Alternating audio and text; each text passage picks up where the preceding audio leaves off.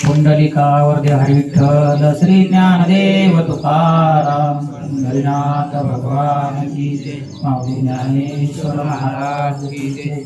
गुरु संत तुकाराम महाराज की जय।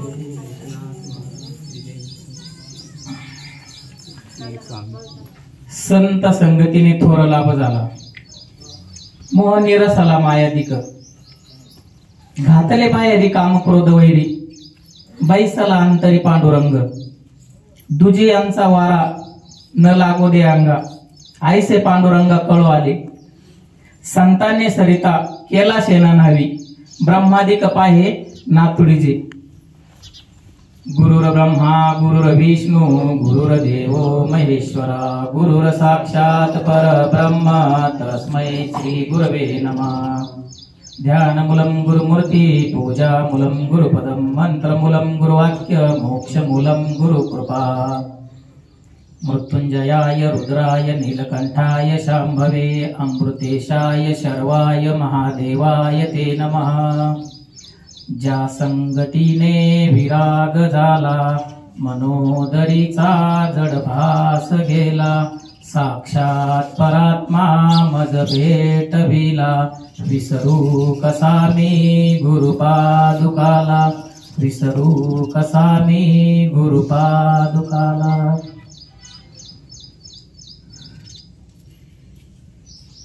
आज आपण वैष्णव मेळाव्याच्या निमित्ताने सगळे एकत्र आलेलो आहे।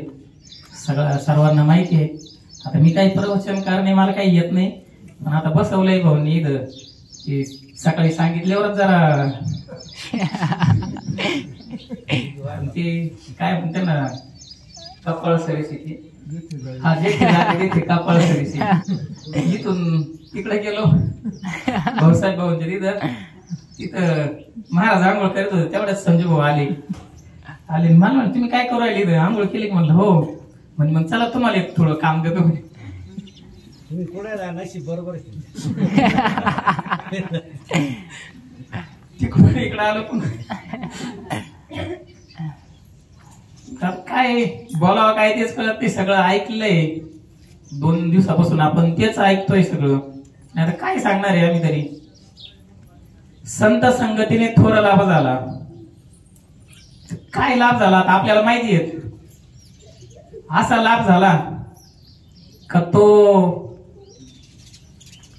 परत कुठल्या जन्मात नाही मिळणार तुला. 84 लक्ष युनी फिरून आलेलो आहे आपण. आलो कशासाठी हेच विसरलोय. जो लाभ घ्यायचा तो लाभ सोडून दिला आणि दुसऱ्याच लाभाच्या मागे पळत सुटलोय. काय कार्यक्रमाला यायचं तिलाच बिट्ट्या जमा करीत बसलोय. काय माणसाला लाभच कळा ना महाराज. काय महात्म्याने काय करावं तरी, काय करायला पाहिजे महात्म्यांनी. एवढं सगळं ऐकतोय आपण पण फरक काहीच नाही ना. काय फरक पडतोय. सगळे म्हणले पहिल्या दिवशी जायचंय, पहिल्या दिवशी जायचंय. महाराष्ट्र म्हणले आम्हाला काय खरं नाही. म्हणले तुम्ही मोठ्या माळा घालून खोटं बोलत. संत संगतीने थोर लाभ झाला, मोह निरसला मायाधिक.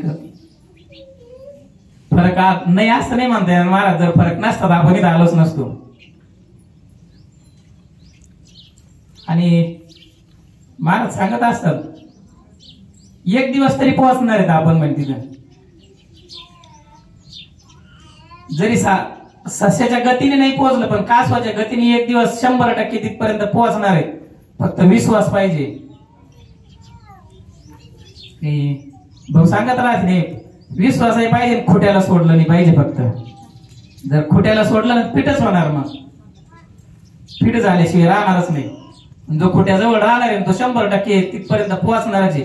एवढा आत्मविश्वास आहे.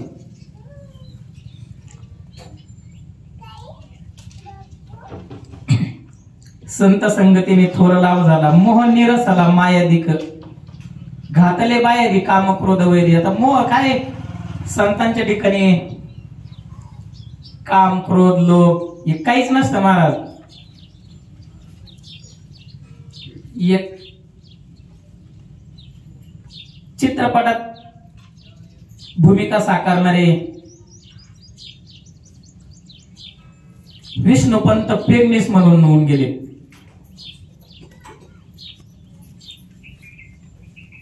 काय माणसाचं आयुष्य साधूची संगत केल्यानंतर तर उधळून जाईलच, याच्यात नवल नाही महाराज. पण ही अशी व्यक्ती आहे ज्यांनी फक्त संतांच्या वेशभूषेची संगत केली, फक्त संतांच्या वेशभूषेची संगत केली. एक दिवस सहज त्यांना संत तुकाराम महाराजांचं पात्र करण्याचं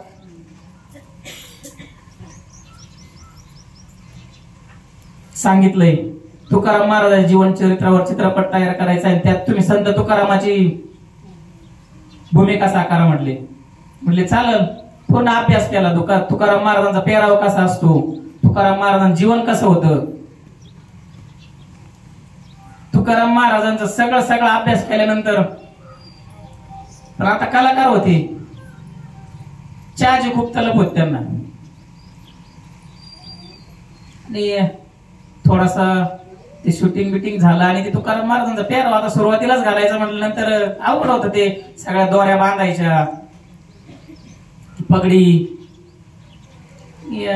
चहाची तलप. आणि परत पुढे कार्यक्रम चालू करायचा म्हटल्यानंतर परत जर तेवढे कपडे घालण्यासाठी अर्धा तास लागायचा. ते म्हणले नाही असं जाऊन चहा पिऊन येऊ. गेले खाली, उतरले आणि थोडस बाजूला गेले. बाजूला गेल्यानंतर ती चहाची टपरी होती, त्या टपरीवर जाऊन बसले. बसल्यानंतर वारकरी भेटले 2-3 असे पाहिले. ते नाव म्हणे तुकाराम महाराज, तुकाराम महाराज. 5-25 जण पाया पडले महाराज.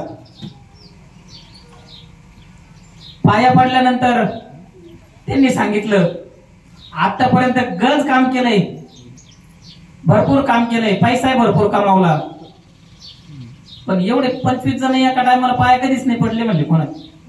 कोणी पायाच नाही पडले. जर तुकाराम महाराजांचे नुसते कपडे घातल्याने जर एवढे पाया पडतात, त्यांच्यासारखं आचरण करायला काय हरकत आहे. झालं त्यांच्यासारखं आचरण सुरू. बाकीच्यांना कोणालाच काहीच माहित नाही. सगळं झालं. पिक्चर रिलीज झाला. तो भरपूर दिवस पिक्चर चालला. आणि नंतर मग शेवटी पगाराचा, जसा आज आपला पगाराचा दिवस, आज काल्याचं कीर्तन आहे, तसं त्यांचं त्या दिग्दर्शकाने सांगितलं चला म्हणले आता आपल्याला त्या विष्णुपंत पेगणीस संकडे जायचंय. गेले ते पैशाची बॅग घेऊन भरून आणि ठेवली त्यांच्या समोर. ठेवल्यानंतर त्यांनी विचारलं काय नाही म्हटले. म्हणे आपलं जे ठरलं होतं तेवढे पैसे आणले म्हणे. त्यांनी ते काही न बोलता ती बॅग तशीच पाठीमागे लोटली. तर ते म्हटले मला माहित होतं पिक्चर जास्त दिवस चालला, भरपूर पैसा कमावला त्या पिक्चरने, तुम्ही जास्त पैसे मागणारे मला माहिती म्हणे. अगोदरच त्या बॅग मध्ये जास्त पैसे टाकून आणले म्हणे. तुमचं जे आपलं ठरलं त्याच्यापेक्षा जास्त पैसे आहेत. तरी त्यांनी पाठीमागे लोटले. त्यांच्या लक्षातच आलं नाही. आणि त्यांच्या बरोबर जे आलेले होते एक मित्र त्यांच्या लक्षात आलं की हे काहीतरी वेगळं आहे बुवा. मग त्यांनी थोडं शांततेने विचारलं महाराज काय झालं म्हणले काय नाही, जर तुकाराम महाराज छत्रपतींचा नजराना परत पाठवू शकतात तर मी तुमचे पैसे का परत पाठवू शकत नाही महाराज. नाही घेतले ते पैसे, सगळे परत केले. मग त्यांनी विनंती केली बा आता थोडं तुमचा उदरनिर्वाह आमका थोडेफार तरी घ्या. ते म्हटले नाही अजिबात काहीच नाही घेणार. पूर्ण आयुष्य त्यांनी तुकाराम महाराजांसारखंच काढलं महाराज. आणि नंतर थोडी शारीरिक परिस्थिती थोडी हालाकीची झाल्यानंतर प्रत्येक फिल्म सिटी मधले सगळे कलाकार येऊन भेटून गेले त्यांना. आणि जे दर्दी होते त्यांनी विचारलं तुमची महाराज शेवटची इच्छा काय आहे. त्यांनी सांगितलं मला बाकीचं काहीच नकोय, पण मी गेल्यानंतर 4 हाडाचे वारकरी आणा म्हणले आणि टाळ मृदुंगाच्या गाजरात माझा अंत्यसंस्कार करा, याच्या पलीकडे काहीच करू नका म्हणले. जर समजा नुसत्या कपड्यांची संगत केली माणसाने तर एवढा बदल होऊ शकतो. आपण दररोज 3 दिवसापासून पाहतोय महाराज, चालते बोलते ब्रह्म आपल्यात किती बसलेले आहेत. आपण त्यांची संगत करतोय, आपल्यात बदल होणार नाही का? 100% होणार आहे महाराज. फक्त त्यांनी दिलेल्या नामावर विश्वास पाहिजे. पुंडलिका वरदेवार विठ्ठल श्री ज्ञानदेव तुकाराम पंढरीनाथ भगवान माऊली ज्ञानेश्वर महाराज.